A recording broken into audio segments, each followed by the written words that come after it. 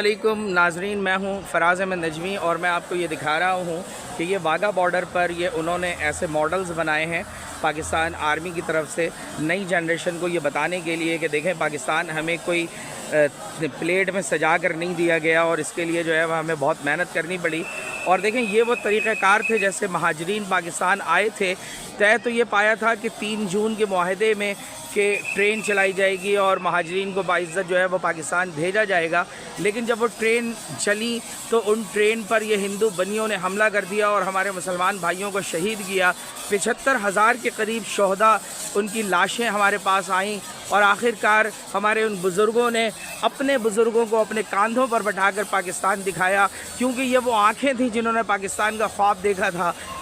ये बुज़ुर्ग जो कांधे पर मौजूद हैं, इनके सीने में वो दिल था जो पाकिस्तान के लिए धड़क रहा था। इनके दिमाग में वो ख्वाहिशात थीं जो वो पाकिस्तान की सुबह देखना चाहते थे। तो इनकी औलादों ने इनको वहाँ छोड़ नहीं दिया, इन खून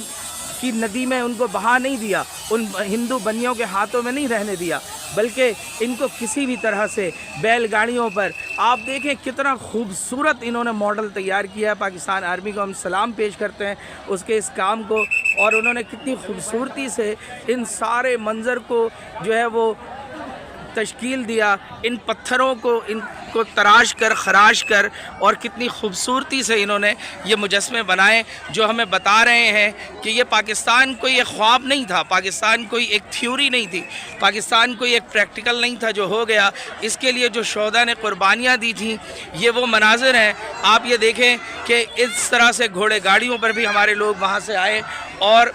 इनका पैगाम यही था, इन्होंने यही कहा कि हम लाए हैं तूफ़ान से कश्ती निकाल कर, इस मुल्क को रखना मेरे बच्चों संभाल कर। तो ये नई जनरेशन के लिए ये मेरी तरफ से, और दरअसल ये पैगाम तो इन्हीं का है, ये कायद का पैगाम, ये अल्लामा इकबाल का पैगाम कि इस मुल्क को रखना मेरे बच्चों संभाल कर। अब आपकी ये ज़िम्मेदारी है कि तासुब से पाक होकर, फ़िरका वारियत से पाक होकर, सिर्फ पाकिस्तानी बनकर इस मुल्क की हिफाजत करें। और जैसा कि डे फर्स्ट को पाकिस्तान के क़याम के बाद कायद-ए-आज़म मोहम्मद अली जिन्ना ने पहले ही दिन ये तकरीर की थी और कहा था कि आज से आप सिर्फ पाकिस्तानी हैं, तो हम सब पाकिस्तानी बन जाएं, हमारे अंदर से ये जो तासुब की गंदगी है ये ख़त्म हो जाए ताकि हम अपने मुल्क की हिफाजत कर सकें।